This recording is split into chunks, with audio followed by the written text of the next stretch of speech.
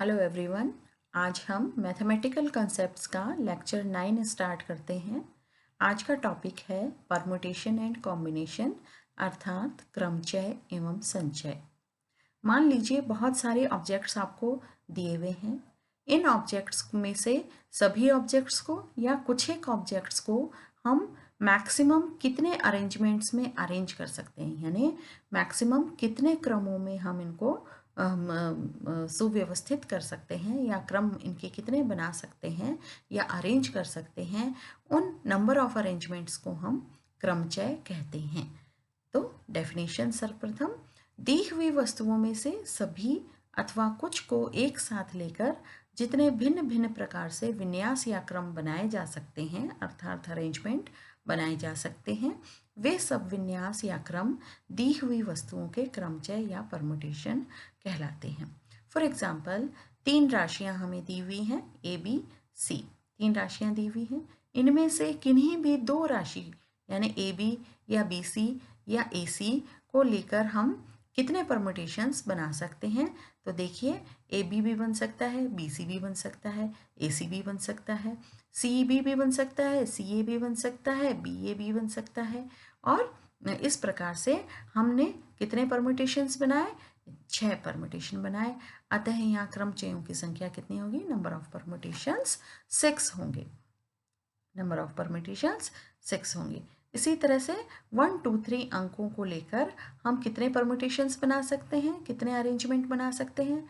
1 2 3, 2 3 1, 3 2 1 और 3 1 2 है, और 1 3 2 या 2 1 3 या 3 2 1।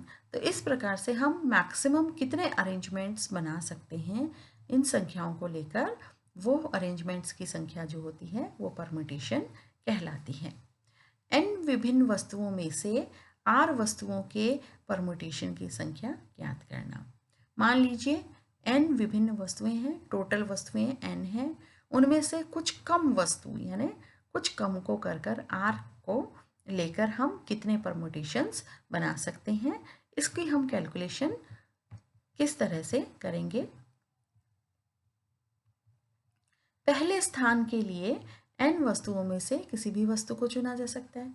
मान लीजिए किसी भी वस्तु को हम चुन लेंगे, अतः पहली वस्तु को चुनने के n तरीके होंगे, यानी n वस्तुओं में से किसी भी वस्तु को पहली बार चुन लेंगे, यानी फर्स्ट ऑफ ऑल जिसको भी हम चुनेंगे तो उसको चुनने के तरीके हो गए, n तरीके हो गए। दूसरे स्थान के लिए वस्तु चुनने के लिए n-1 तरीके हैं। और सेकंड प्लेस पे हम कौन सी वस्तुओं को, कितनी वस्तुओं को चुन सकते हैं? एक को तो हमने पहले ही चुन लिया, तो बची हुई वस्तुएं हो गई n-1। तो n-1 वेज यानी तरीकों के द्वारा हम बची हुई वस्तुओं को चुन सकते हैं। फिर और आगे बढ़ने पर हम n-2 वेज ले सकते हैं, यानी और आगे बढ़ने पर यानी थर्ड वस्तु के चुनने के लिए हमारे पास कितने तरीके हो जाएंगे? नंबर ऑफ वेज हो जाएंगे n-2। और आर्थ वस्तु को चुनने के लिए हमारे पास कितने तरीके होंगे? n-r वेज होंगे। अतः n विभिन्न वस्तुओं में से एक साथ r वस्तुओं के परमुटेशन की कितनी संख्या हो जाएगी? n into n-1 into n-2 into so on n-r, है ना, n-r प्लस 1।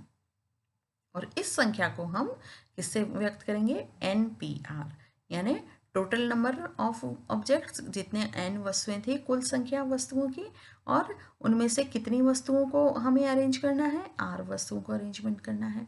तो NPR यानी r वस्तुओं के अरेंजमेंट, टोटल n वस्तुओं में से r वस्तुओं के अरेंजमेंट की संख्या यानी क्रमचयों की संख्या कितनी हो जाएगी? NPR। और NPR को हम व्यक्त करेंगे n into n-1 into n-2 into n-r plus 1।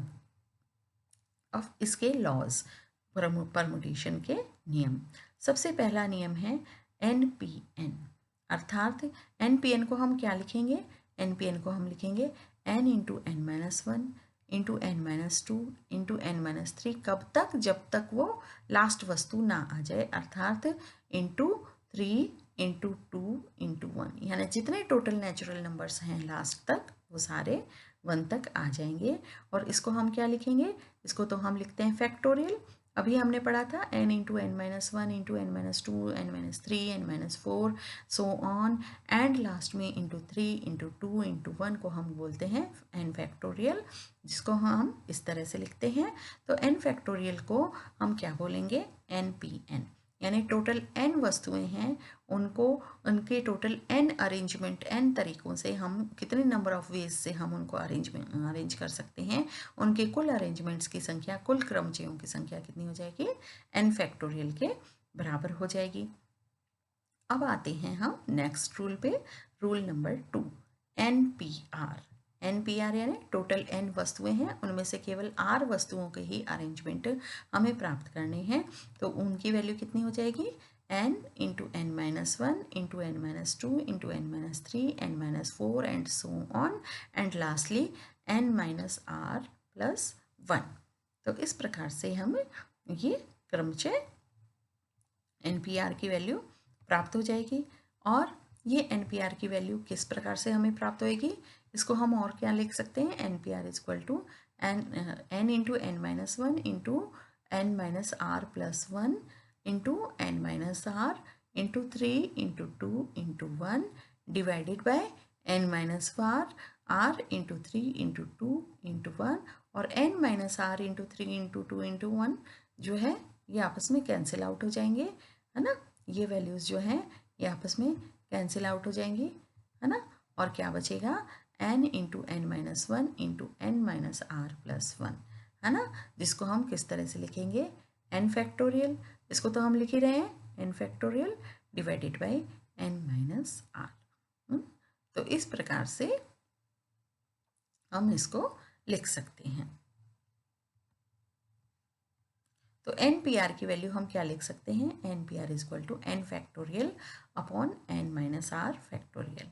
इसको हमें लर्न करना है कि NPR is equal to n factorial upon n minus are factorial. और factorial of zero is always equal to one, ये भी हमें पता है कि ज़ीरो का फैक्टोरियल हमेशा वन के बराबर होता है। और NPR की वैल्यू हमें पता है n factorial upon n minus are factorial है। और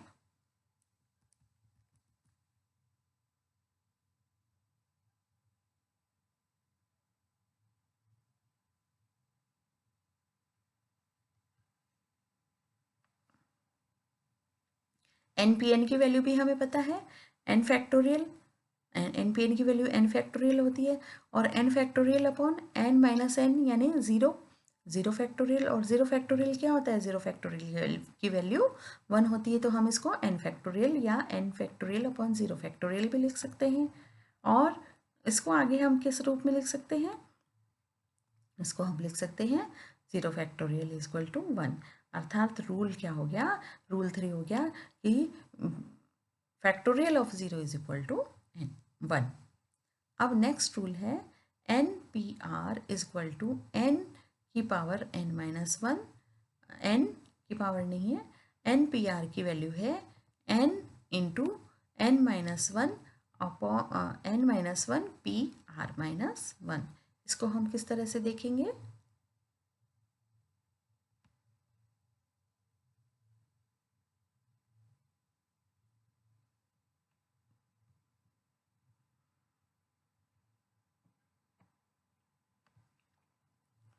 NP0 क्या होगा, ये वन होगा। और NPR क्या होगा, factorial n upon n minus are factorial r, n factorial n upon n minus are factorial. और NP0 की वैल्यू क्या हो जाएगी, NP0 की वैल्यू इस प्रकार से यह वन के बराबर हो जाएगी। अब हम इसकी कुछ एग्जाम्पल्स पढ़ते हैं। फर्स्ट एग्जाम्पल, यदि 12PR हो इज इक्वल टू 11,880 यानी 11,880 के बराबर 12PR हो तो R का मान ज्ञात करो। तो सबसे पहले हम देखेंगे 12PR क्या होता है। 12PR होता है 12 इंटू 11 इंटू 10 इंटू 9, यानी 12PR की वैल्यू 11,880 कब होगी, जब 12PR का मान 12 इंटू 11 इंटू 10 इंटू 9 के बराबर हो, यानी 1 2 3 4। आर की वैल्यू कितनी हो गई? 4 हो गई। तो इसकी वैल्यू हो गई 12p4 के बराबर, और 12p4 यानी 12pr, तो r इज इक्वल टू 4। यानी हमने 4 अरेंजमेंट्स बनाए 12 के, 12, 11, 10 और 9। तो हमारी वैल्यू हमें प्राप्त होती है 11,880। तो इस प्रकार से हमें r की वैल्यू कितनी होगी कि 12 को हम 12, 11, 10 और 9 से मल्टीप्लाई करेंगे, हमारे पास ये वैल्यूज़ आएंगी। तो इस प्रकार हमें r का मान 4 प्राप्त हो जाता है। नेक्स्ट एग्जाम्पल है, जयपुर शब्द के अक्षर से कितने परमुटेशंस बनाए जा सकते हैं यदि सभी अक्षर लिए जाएं या 4 अक्षर लिए जाएं। अब जयपुर में कितने अक्षर हैं? 1 2 3 4 5 6। जयपुर में 6 अक्षर हैं, यानी जयपुर से कितने परमुटेशन बनेंगे? या तो सारे ही एक साथ लिए जाएं, यानी 6 अक्षर एक साथ ले लिए, या फिर 4 एक साथ ले लें। 6 अक्षर एक साथ लेंगे तो परमुटेशंस कितने हो जाएंगे? 6p6 यानी फैक्टोरियल 6, यानी 6 का फैक्टोरियल। और 6 का फैक्टोरियल कितना होगा? 6 into 5 into 4 into 3 into 2 into 1, यानी 720 के बराबर। और यदि 4 ही लें तो क्या होगा? 6p4 हो गई इसके परमुटेशंस, क्रमचयों की संख्या। तो फिर क्या हो गया? इसके नंबर कितने हो जाएंगे? 6 इंटू 5 इंटू 4 इंटू 3, यानी केवल 4 नंबर तक। 6 इंटू 6 माइनस 1, 6 माइनस 2, 6 माइनस 3, यानी 360 इसके नंबर ऑफ परमुटेशंस हो जाएंगे। अब आते हैं कंडीशनल परमुटेशन की कोई कंडीशन दी हुई हो, कोई विशिष्ट वस्तुओं का प्रतिबंध दिया हुआ हो, तो हम किस तरह से करेंगे? जैसे उदयपुर शब्द के अक्षरों से कितने परमुटेशन बनेंगे यदि प्रत्येक परमुटेशन का प्रारंभ p अक्षर से हो, यानी प्रत्येक परमुटेशन p अक्षर से प्रारंभ हो, यदि प्रत्येक परमुटेशन में pur एक साथ क्रम में रहें, और यदि प्रत्येक परमुटेशन में pur साथ साथ आए। तो सबसे पहले तो p प्रथम स्थान पर स्थिर हो जाएगा। सबसे पहला तो क्या हो गया? प्रत्येक क्रमचय का प्रारंभ p अक्षर से हो। प्रत्येक क्रमचय का प्रारंभ यदि p अक्षर से होगा तो क्या होगा? p तो पहले स्थान पर स्थिर हो जाएगा, और फिर बाकी के आगे आ जाएंगे, बाकी के नेक्स्ट उसमें ले लिए जाएंगे। हैं? तो सारे परमुटेशन कितने होंगे? 6 अक्षर ही हमें व्यवस्थित करने पड़ेंगे। तो 6 अक्षरों के लिए 6 परमुटेशन हो गए, 6 6p6 यानी 6 फैक्टोरियल, और 6 फैक्टोरियल की वैल्यू हो गई 720। अब कहते हैं कि pur एक साथ इसी क्रम में आए। तो pur एक साथ क्रम में आ गए तो 3 को हमने फिक्स कर दिया। 3 को फिक्स कर दिया तो बचे कितने? 4। तो हमारा 3 का फिक्स कर दिया, 3 को फिक्स कर दिया तो ये तीनों का हमेशा एक ही क्रमचय होगा, एक ही परमुटेशन होगा। ठीक है, तो एक साथ क्रम में आएंगे तो pur एक अक्षर हो गया। अतः अक्षरों की संख्या अब उदयपुर में UDAI और PUR एक वर्ड हो गया, यानी 5 होगी। और 5 होगी तो परमुटेशंस कितने होंगे? 5p5। तो फैक्टोरियल 5 इज इक्वल टू 120 के बराबर हो जाएगा। अब ये कह रहे हैं PUR साथ साथ आए, यानी PUR एक साथ आए। तो PUR एक साथ आए, साथ साथ आए, तो फिर क्या होगा? PUR तो साथ साथ केवल PUR के बारे ही ओनली होंगे तभी साथ आएंगे, बाकी कुछ भी नहीं आएगा। तो हम क्या होंगे? परमुटेशन हो गए 3p3 यानी 3 फैक्टोरियल, और ये हो गए 3 इंटू 2 इंटू 1 यानी 6।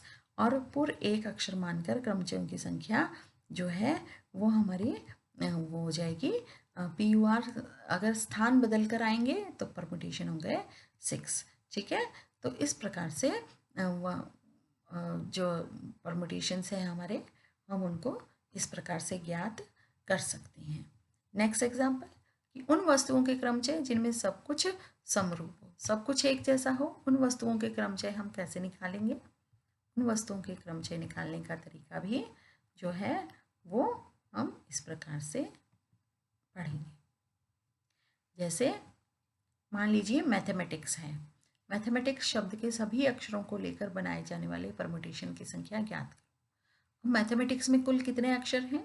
11 अक्षर हैं, और 11 अक्षर में M और A और T 2 बार आते हैं। M 2 बार, A 2 बार और T 2 बार आते हैं।